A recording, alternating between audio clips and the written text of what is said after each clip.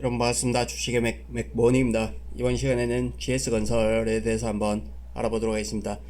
네, 일전에 댓글 통해서 GS 리테일에 대해서 한번 봐달라고 하신 분이 계셔서 같은 계열사의 GS건설 먼저 한번 살펴보고 이어서 GS 리테일 이어서 보도록 하겠습니다. 일단 GS건설 먼저 보시면 큰 흐름에서 한번 보시면 과거에 LG 건설이었죠. 이 부분이 GS로 분리되면서 GS건설로 이제 사명이 바뀌었다 이렇게 볼 수 있고, 이때 당시 05년도부터 7년도 이때 당시에는 중국의 인프라 경기와 그 다음에 중동 특수, 그 다음에 국내 건설 경기가 더해져서 어떤 시대 흐름에 부합되는 동시에 어떤 엄청난 국내 기관 펀드, 미래세 펀드 비롯해서 어떤 그런 투기에 더해져서 일종의 버블이라 볼 수 있겠죠. 이 부분에 인해서 대시세가 있었고, 이후엔 지금 현재 고점 대비 83% 위치에 있다 이렇게 볼 수 있겠습니다. 그리고 재무적으로는 이때 한번 위기가 있었어 가지고 또 급락세가 연출되기도 했다 이렇게 볼 수 있겠습니다. 그러면 어떤 과거의 영광을 다시금 주가가 재현할 수 있을까, 이런 부분이 궁금하실 수도 있는데, 제가 보는 관점에서는 이 부분은 어떤 역사적인 버블이었다라는 관점에서 이때 이익이 지금의 현재 내는 이익의 수준보다 월등하게 이 주가만큼 어떤 이익이 났었냐, 그건 아니죠. 단지 주가가 좀 장난을 심하게 쳤었다 이런 부분에서 과거의 어떤 주가 수준으로 가기에는 좀 그런 걸 기대하기엔 좀 어렵지 않겠나, 이렇게 보도록 하겠습니다. 그러면 정상적인 어떤 경기 사이클로 봤을 때 최근에 어떤 경기 사이클 대비 주가 흐름을 보시면 대략 이 사이클을 왔다 갔다 했다 이렇게 보실 수가 있겠습니다.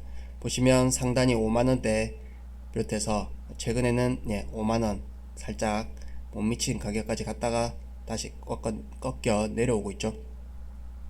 이렇게 보시면 되고, 그래서 우리 박스 어떤 경기를 반영한 어떤 가격을 산정해 보면 대략 5만원에서 25,000원 이 수준이 되겠습니다.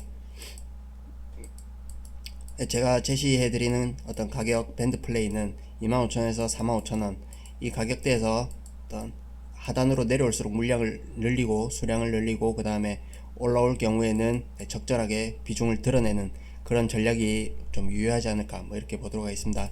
최근에 보시면 어떤 새 정권과 더불어 재건축 재개발 그런 기대감이 충만했었는데, 그 부분에서 사실 홀린 혹한 개인들도 많고 그 다음에 계속 기다린 개인들도 많았겠죠. 근데 주가는 아니나 다를까 모두의 어떤 예상을 깨고 흘러내렸죠. 이 부분은 경기의 어떤 하강을 지금 반영 중에 있다 이렇게 볼 수 있고, 또 급격한 금리 인상 이런 부분 때문에 이자 비용 이런 부분이 부담이 되겠죠. 그리고 원자재가 이런 부분 때문에 사실 주가가 흘러내리고 있다 이렇게 보도록 하겠습니다. 그리고 간단하게 사업 내용 살펴보시면 GS건설 같은 경우에는 국내 건설 경기 이 부분이 거의 매출의 대부분을 차지한다. 70% 이상 차지하기 때문에 기타 플랜트 이런 부분이 있지만 국내 건설 경기가 중요하다 이렇게 볼 수 있겠습니다. 근데 최근에 어떤 재건축 재개발 이 부분은 워낙 서울 수도권의 어떤 주택 아파트 이 부분이 노후화가 많이 진행됐기 때문에 한 번은 이게 수혜가 있겠죠. 그래서 모멘텀을 받을 수 있다 이렇게 보겠는데, 그리고 큰 그림에서는 부동산 경기가 이제 하강으로 돌아서는 초입이기 때문에 향후에 부동산 경기는 또 안 좋은 측면에서 크게 탄력을 받기는 좀 어렵지 않을까, 이렇게 보도록 하겠습니다. 그리고 최근에 어떤 수급 요인을 한번 보시면 연기금하고 사모펀드 투신 이렇게 기관들이 계속해서 때리고 있다 이렇게 볼 수 있고, 그 기관이 때리는 물량을 던지는 물량을 외국인이 차곡차곡 받아 챙기고 있다 이렇게 볼 수 있겠습니다. 그러면 기관들은 보통 모멘텀 플레이를 하죠. 그래서 당장에 어떤 재료가 없고 악재가 있다 하면 가격 불문하고 때리죠. 때리는데 외국인들은 그래도 이성적으로 이 주식을 담고 있다 이렇게 볼 수 있겠습니다. 그러면 네, 제가 설명드리는 어떤 가격대는 바닥권 가격대는 25,000원을 제시해 드리는데 최근에 26,900원을 찍었었죠. 뭐 추가로 또 흔들릴 수도 있겠지만 어떤 기업 가치 주가의 하방을 지지해주는 그 부분은 네, 일단 이익이 꾸준하게 그래도 증가세에 있다 이렇게 볼 수 있고 뭐 이익이 안정적이다 이렇게 볼 수 있겠습니다. 그리고 기업 가치 어떤 주당 순자산 가치 대비로 보면 올해 예상 주당 순자산 대비 0.5배 수준의 어떤 주가다 이렇게 보실 수 있고, 그 다음에 보시면 현재 시가 기준으로 배당 수익률이 4%가 좀 넘는다 이렇게 볼 수 있겠습니다. 주당 그래도 1,000원 이상의 어떤 배당을 할 것으로 기대되기 때문에 이 부분에서 주가가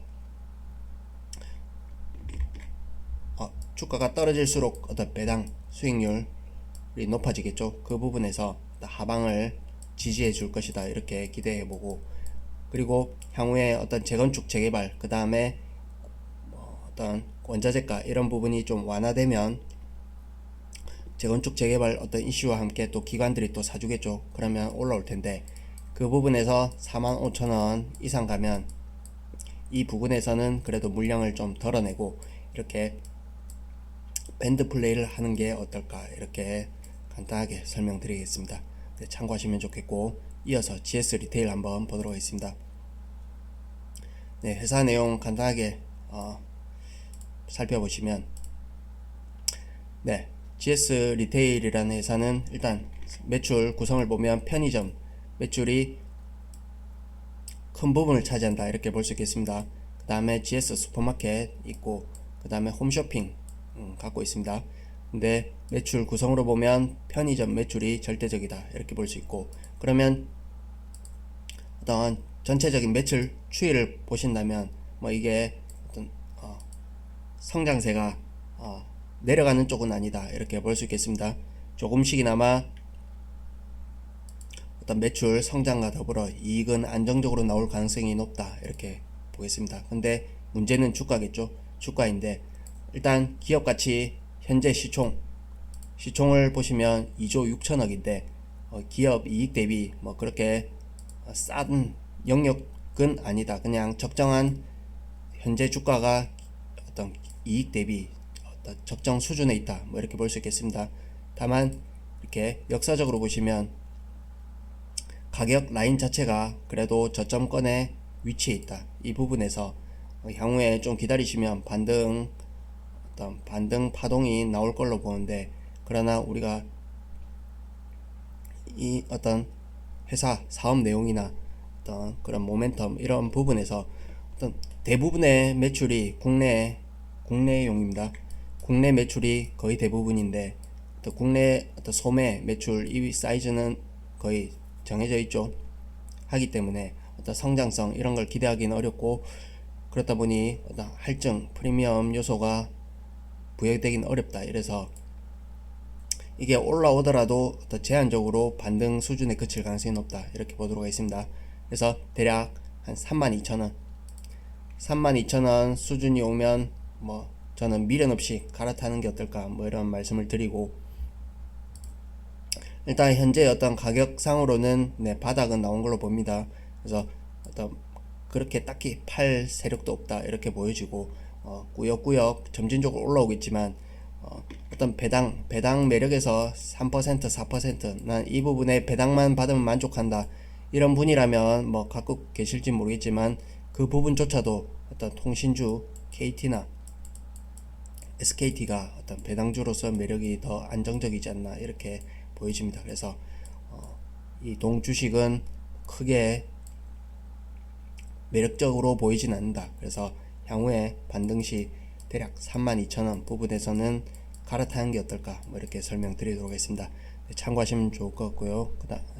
도움이 되셨다면 구독과 좋아요 한 번씩 눌러주시고 또 찾아뵙도록 하겠습니다. 고맙습니다.